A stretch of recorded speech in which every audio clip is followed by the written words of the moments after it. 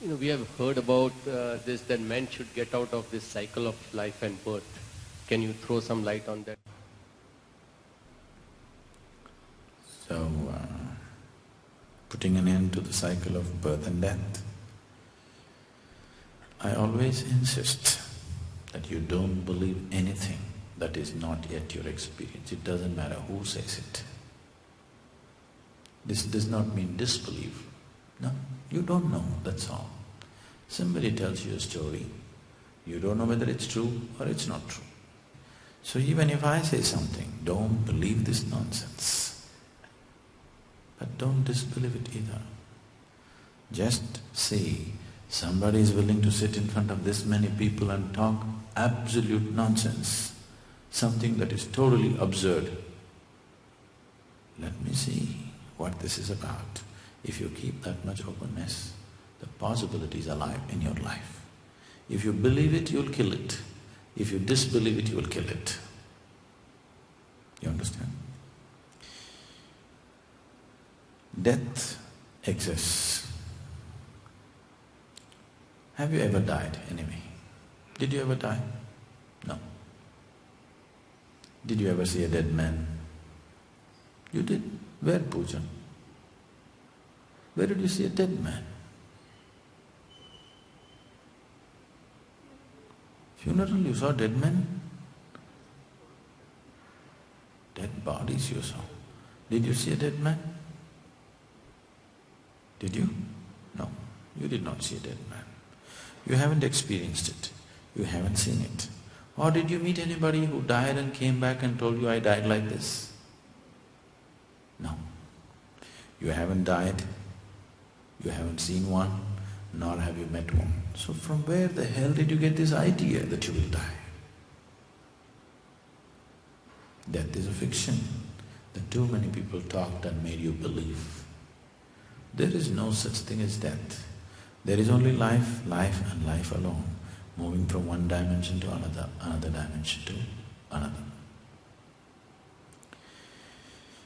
So, when the physical body becomes too feeble or breaks up for some reason, either you crashed your car, or you drank too much and broke your liver, or you fell out of love and broke your heart, or you just became too old and feeble.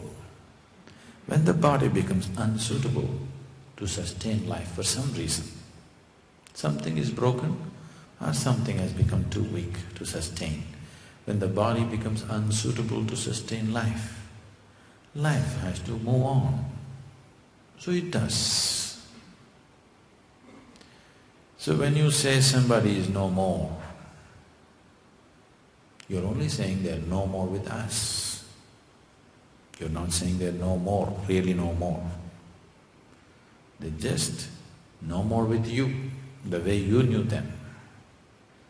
So, when one leaves the body, for whatever reason, the fundamental reason is the physical body has become unsuitable to sustain and nourish life. When this happens, what will happen to that being? The physical body and the conscious mind goes. The discriminatory aspect of his mind is gone, but the content of his mind is not gone. You understand what I'm saying? The discriminatory choices are gone, but the content of his mind is not gone. So he still has the qualities, but he has no discrimination. So one thing that you need to understand is, when somebody dies, as you know, death today, it doesn't matter, he happens to be your father, your mother, your husband, your wife, your child, how dear a friend he was, it doesn't matter. The moment he leaves the body, he's got nothing to do with you. Because everything that he knew about you is physical, isn't it? When I say physical, not just of the body, of the mind and emotion. All that you know about that person and all that that person knows about you is either physical body or mind or emotion. all these things belong to the sphere of the physical. So when he leaves the physical, all the things are gone and there is nothing like me and my father, dead father. Once he's dead, he's not your father, he's over. So now, once the discriminatory mind is gone, he will only proceed according to his tendencies. This is the reason in India so much significance is given as to how a person dies, so that we can set up some kind of orientation to the tendencies with which he will flow. It doesn't matter how he lived, when the last moment comes, we'll say Ram Naam and this one and that one, whatever people know. But fundamentally the idea is to create some sense of awareness that he doesn't die in fear and greed and whatever else. Because that final moment of transition tends to become his quality in a big way. It becomes one of the major tendencies of his further progression. You can try this with your sleep tonight. That final moment when you're moving from wakefulness to sleep, that final moment when you're transiting from wakefulness to sleep, that last moment, if you can simply be aware, see if you can, but you will see, if you try to be aware, you will be awake. Only when you lose your awareness, you will fall asleep. If you can manage awareness, something tremendous will happen. If that is not possible, at least try to bring some quality to the last few moments of your falling asleep. Let's say you make it very loving within yourself, or you make it very happy within yourself. You will see that quality will continue through the sleep, always. If you can bring that some quality to the last moment of transition from wakefulness to sleep, that quality will continue. That's exactly what will happen with death also. If the final moment a certain quality is brought in, then that quality will continue. It is because of this understanding. You know, in India when people want to die, they don't want to die in Mumbai, they want to go to Varanasi and die. You know, still people go. There used to be a major… Varanasi is a death place. People used to go there, in lakhs of people used to go there just to wait and die. Because for centuries, this has been one place which was concentrated with any number of enlightened beings. Not anymore. But it used to be a center. So people thought if they go there and die, there was always help coming. They could die in a right kind of condition. So, this cycle, suppose the body broke because of some reason, the life energy is still vibrant. When the life energies are still vibrant, if the body breaks, either because you shot yourself or you crashed yourself or you drank yourself to death or whatever, your life energies did not become feeble, they're still vibrant, but the body broke for some reason. Now, this being will have a long transition because the vibrancy of the energy is still there, it has to wear itself out. There is something called as prarabdha. Oh, you heard of what's prarabdha? Prarabdha means it's the allotted karma for one lifetime. Because the stock that you have, if all of it comes into one life, you can't live. You have a warehouse. This warehouse is referred to as sanchita.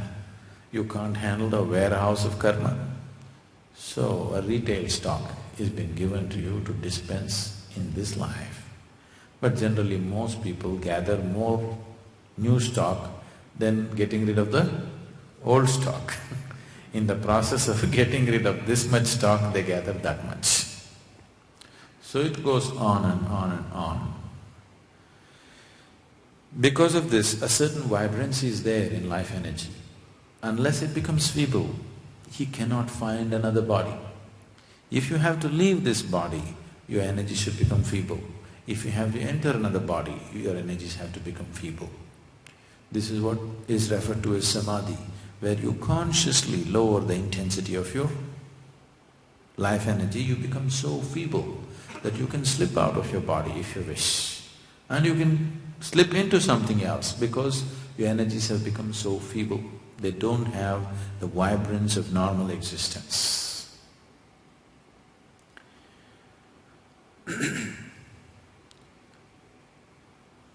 This could go on and on and on, simply because, not because you are under some punishment or reward. It is just nature, just finding its own cycle. So when certain awareness arises within you, not because you read something, somewhere you began to feel the meaninglessness of the cycle. It's all nice, we're enjoying it, but just going on and on and on doesn't make sense. When that awareness comes, that is when you start talking about mukti. Mukti means you want to become free from the process of life and death. Not because you're suffering. Suffering people cannot attain mukti. You are fine, you are joyful, but you have had enough of the kindergarten, you want to move on. However beautiful your school life was, don't you want to go to college? Yes, that's all. You have seen enough of it. Now you want to move on. So, this being, whatever you call as this, me right now, you can… I always use negative terminology so that your imaginations don't fly away. So let's say your emptiness or your darkness. Because if I say light, then you'll not start shining all over the place. If I say God, then you'll start doing funny things. This empty darkness that you are, you can't imagine much about darkness, isn't it? You wouldn't like to talk to anybody, I'm darkness. But if I say you're light, immediately you would like to go and tell your neighbor, I'm divine light. So we always use negative terminology so that your imagination doesn't fly off and make you very hallucinatory. So this empty space within you is like a bubble. Karma is the wall of the bubble. Without karmic substance, you have no existence. Karma is not your enemy. It's only because of karmic substance you are glued to the body. If all your karma is removed, you cannot be held in the body. So it is a bubble. Even though you slip out of the physical body, this bubble is on. And once it loses its vibrance, it will find another body, naturally. So we want to prick the bubble right now. When you say, I want mukti, what you're saying is you want to prick the bubble in such a way that this emptiness which is enclosed within the bubble bursts and… Let's say we blow bubbles here now, lots of bubbles. But the moment they burst, the air inside the bubble, where did it go? It's become part of everything. So, mukti means just that. Enlightenment also means the same thing. If you are not aware of this already, for most beings their moment of enlightenment and their moment of leaving the body is always same. Just a few who know the tricks of the body, who know the fundamental mechanics of the body, manage to retain the body for a certain period of time. Otherwise, moment of enlightenment and moment of leaving the body is same. If the life energies become overly intense, you cannot keep the body. If the life energies become feeble, you cannot keep the body. Only if it's in a certain, band of intensity, you can hold on to the body. If you raise the intensity beyond a certain pitch, you will leave. If you drop it below a certain thing, you will leave. So these are the two types of yoga that you see in the world.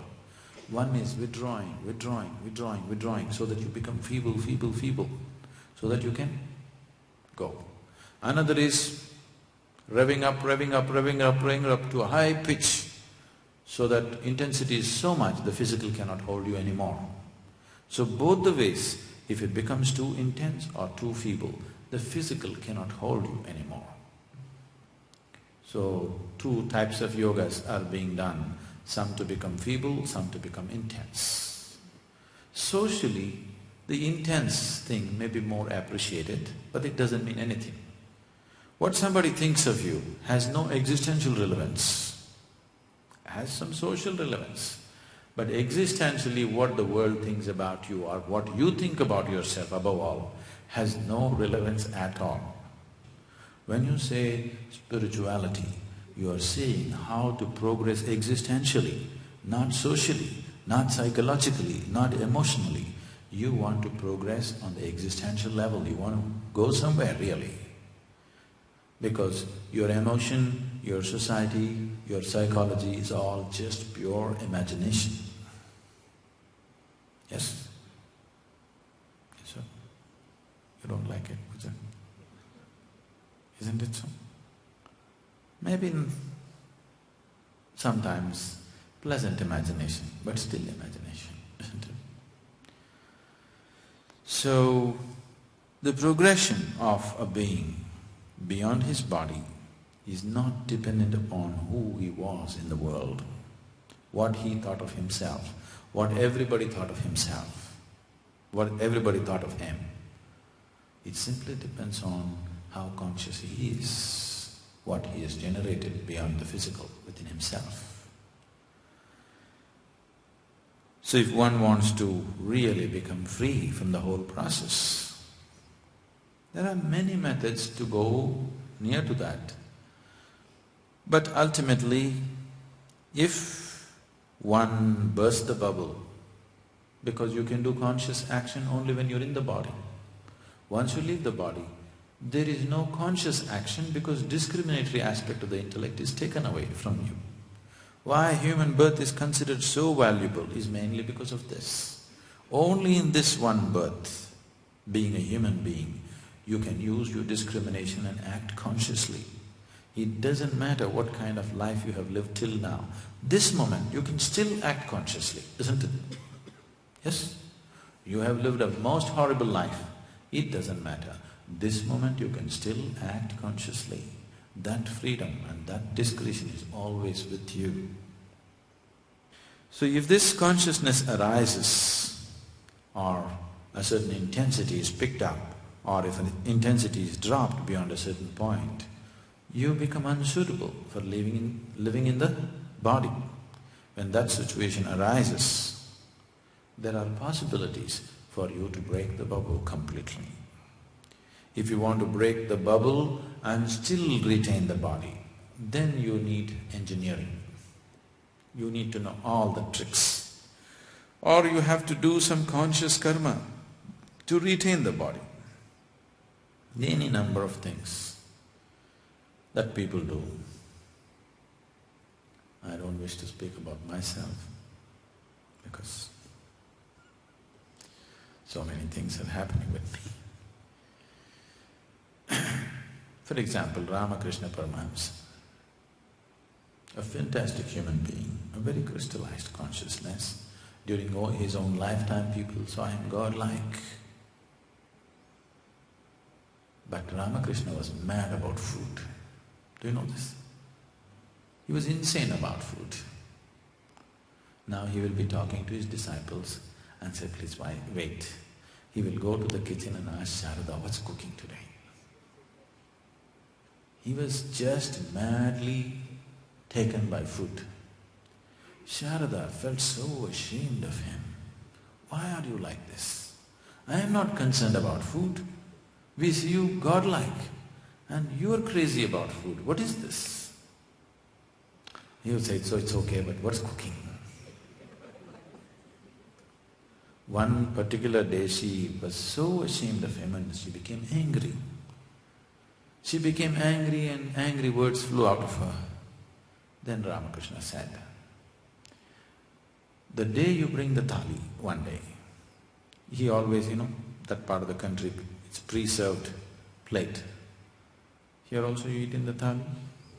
Okay.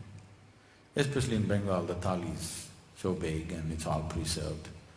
and he always sat on a swing and ate his food. So he said, when you bring the thali on a certain day, if I show no interest in the food, you must know there are only 3 more days left. This is 6 years later. She took the food to him and he turned away. Suddenly she remembered and she broke down and cried. He said, there's no point crying now, time is up. He was using food as a conscious karma to create a desire. Conscious desire every day, at least 10 times a day, he has to think of food to keep the body going. Otherwise, if he sits here like this, he will leave the body. He's planned out some work for himself, so he wants to hold on to the body for some more time. Like this, different yogis create different methods. Some are simple, some are very complex, various kinds of processes. Once the bubble is gone and you're just keeping it consciously there, in many ways you're existentially not on account. You described the various kinds of bodies, and then you said there is a transition body and then there's an energy body. Energy body and then a transition. You don't create it, it's there. Generally in English it is referred to as the etheric body. You know, people are talking about ether. You know what's ether? Not Easter, ether. Ether is a non-physical. Generally it's assumed as non-physical. It is not totally non-physical. It is a transition between physical and non-physical. What is non-physical is never in your perception, unless you become that. What is physical can be brought into your perception. It's just a question of time and work to get everything that is physical in the existent into your perception. It is possible. If you do the necessary sadhana, all that is physical in the existence can be brought into your perception. It cannot be outside your perception. It's possible to do that. What is non-physical will not come into your perception. You have to dissolve into it. There is no other way. This is why all this talk about surrendering to God is simply because what they are trying to tell you is that which is beyond the physical cannot be grasped. You have to give in. There is no other way. It's because of that, this talk and all this distortion about surrender. Because that which is beyond the physical cannot be grasped by you in any way. You can only merge with it, you can only dissolve into it. The word surrender is not the right word, but that's been commonly in usage. So this dimension, which is a transition between physical and non-physical, can also be grasped to some extent. So it is not that you create it, it is there.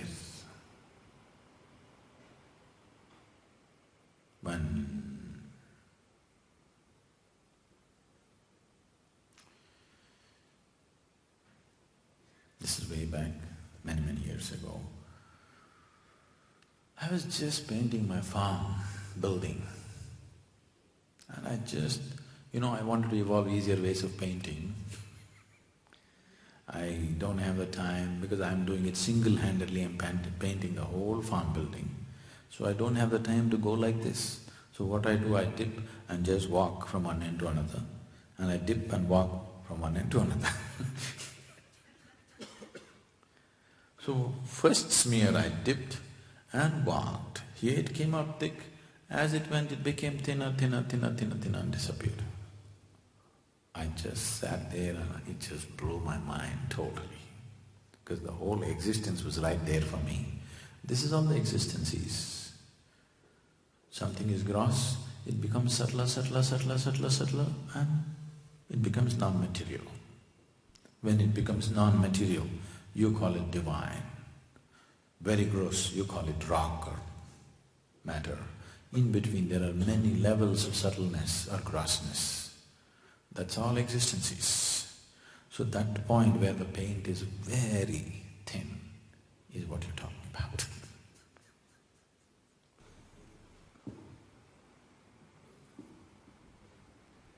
Guruji, is there a point in trying to explore our past lives, and is there a way to do it for us consciously? Is there a way to explore past lives? I know a lot of absolutely ridiculous things are going on in Bombay about exploring one's past lives. Meher, you did?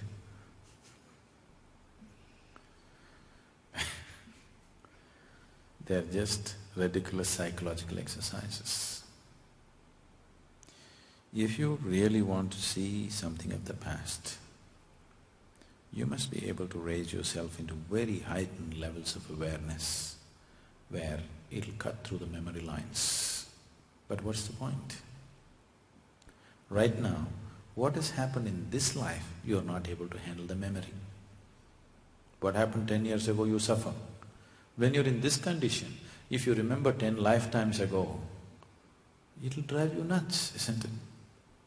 So there is no point. But at the same time, there are… whatever you call as past life is just unconscious layers of the mind in terms of memory. If you bring yourself to heightened levels of awareness, these unconscious layers of the mind which are ruling you from within could be broken down, could be dissolved. I don't know if they showed you… did they show you some clippings of Samyama meditation? They did? Okay. It's a 8-day program where we do… it's a very intense process. I think yesterday also we spoke something about this. You will see what happens, as I said yesterday, if I tell you what happens in Samyama, fear will come or disbelief will come. Let's say you're sitting and meditating.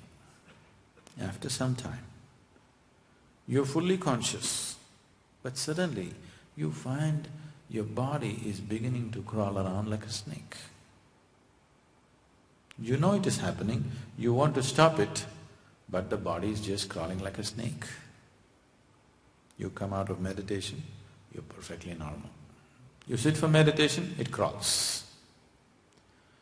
Then maybe it hops around like a bird, maybe it goes around like a dog or a tiger or something, many forms it may take. Why this is happening is, in the unconscious layers of the mind there are so many dimensions which are not in your access but which are influencing everything that you do. So if you go through a process where with the heightened levels of awareness you bring unconscious layers of the mind into conscious states, not in terms of memory but in terms of energy and experience, you can work these things out and leave yourself completely free in a big way within yourself. In that context it is relevant, but remembering something memory-wise is not of any consequence. It'll only complicate and mess up your life. Suppose you realized your neighbor's dog was in your previous life, was your husband, then you'll start throwing stones at your neighbor's dog.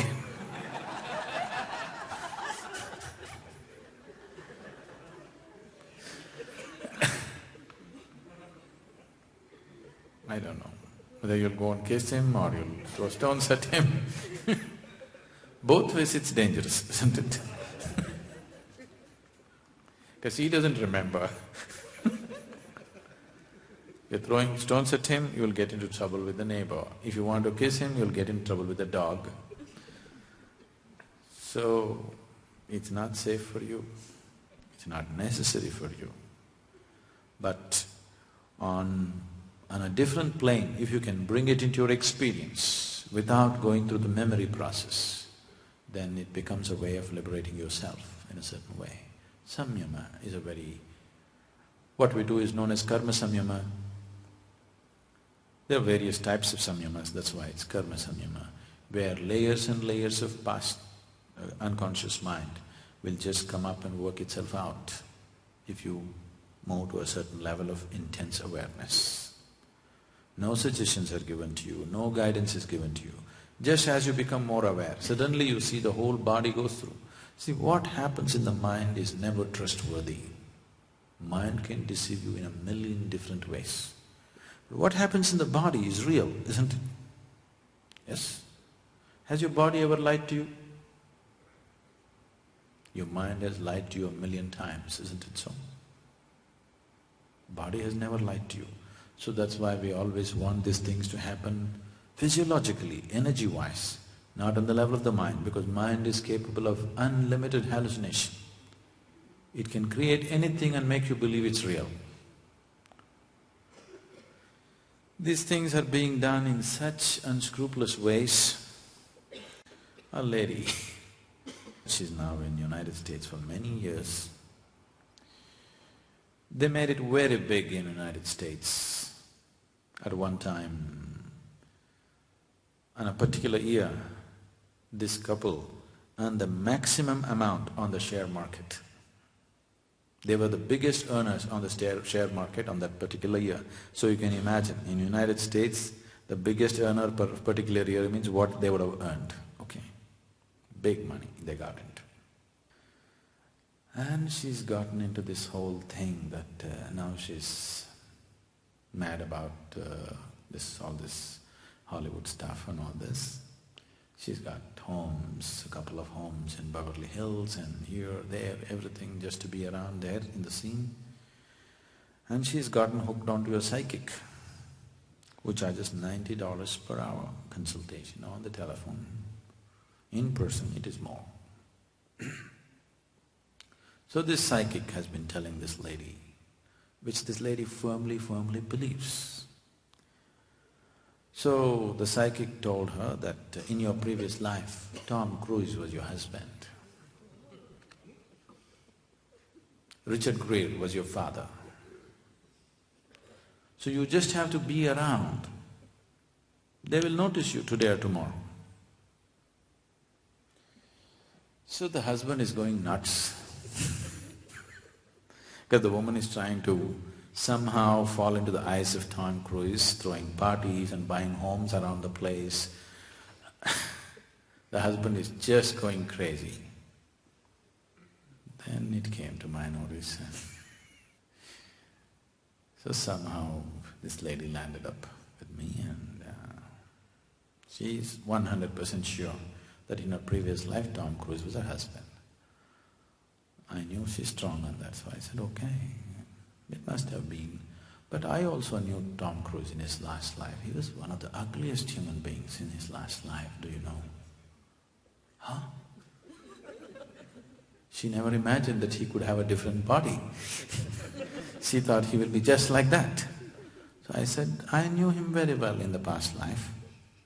And he was so ugly, unbearably, do you remember? She just went crazy.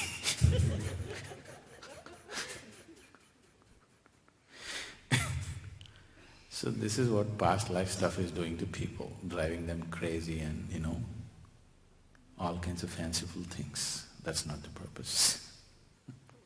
Can you touch about on the topic of ojas that you had bought? See, the physical body, one of the three main processes which must happen to keep the physical body going is respiration, ingestion and excretion. Yes? As long as these three things are happening, you have no thought, you have no emotion, you have no this, you have no that, but you can still go on, isn't it? No meditation, you can still go on. But respiration, ingestion, excretion must happen. These are three vital activities which needs to happen to keep the physical body going. So all these three things are mainly assisting in converting one form of physical matter into another. See, for example, agriculture. Agriculture means what? You make mud into food. Digestion, you make food into flesh and shit. Yes. So these are all different processes where you're converting one form of physical existence into another. You eat a carrot, you make it into a human being. Tremendous job, isn't it? Eating is not a simple thing. Yes or no? You eat a simple vegetable and you transform it into a human being, if it goes by the evolutionary scale, it must take 10 million years. In one afternoon, you're doing it. It's not a small phenomenon. Without understanding the significance and the miracle of what you're doing, you're going on. But if you understand and if you really experience the miracle that you are converting simple things like water and food into a human possibility, it's a tremendous job that you're doing, isn't it? So, always converting one form of physical into another is a natural process which is happening in you. Now, this is nature. If you go by the laws of nature, if you go by the laws of physical nature, let me identify it that way, then naturally self-preservation is the main instinct and the main process. So all these three things of respiration, ingestion, excretion also connected with self-preservation. If self-preservation is happening well, then the next immediate thing that the physical existence demands is procreation. But that is also self-preservation, preservation of the race, isn't it? So even procreation can be merged as self-preservation, secondary level of self-preservation. But all of it, the physical knows only self-preservation, nothing else but self-preservation, and it's good. If the physical did not have any sense of self-preservation, then you wouldn't exist. Now, you want to cater to a higher dimension within you. There's another part of nature in you which wants to expand, which wants to become something else, which is not willing to settle for the limited, it wants to become boundless. The boundary is always of the physical. Physical means always between two boundaries, isn't it? Big or small, it doesn't matter. Always between two boundaries. Non-physical means no boundaries. So moving from the physical to non-physical also means moving from the bound to the boundless. So to move from bound to boundless, you don't have a vehicle. Right now all that you have is physical. So you're trying to create a vehicle for yourself which is non-physical but can still retain a certain form. So ojas is that dimension where you generate a non-physical energy, but still it has its own individual form. So that is used as a vehicle. If you create sufficient ojas around you, your passage in this existence is well lubricated. You will see life happens effortlessly for you. Wherever you go, you move smoothly. So much turmoil may be happening around you. Everybody is going through everything. But somehow your passage is always clear. You keep going. Once you're like this, you can take violent risks in your life. Recklessly you can live. At least other people think you're reckless, but you know where you're going, so there is no hassle about it. One can live in such a way that other people think is superhuman, simply because you have a well-rounded ojas hanging around you, your passage is well lubricated in the existence.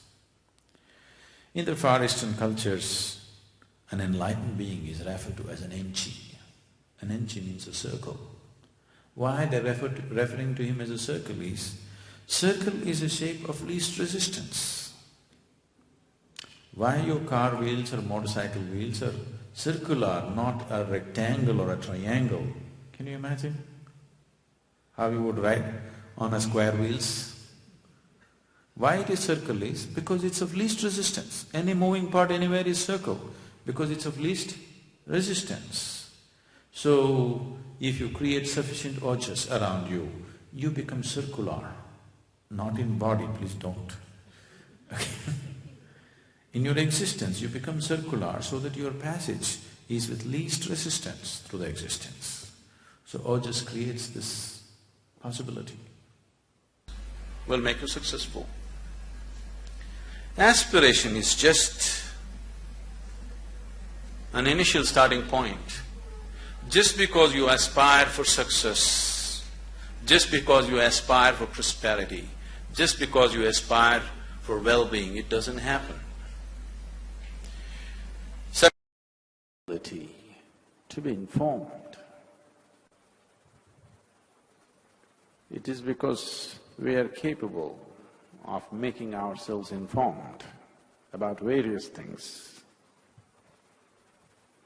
Many beautiful things have happened in our lives, many. The very basic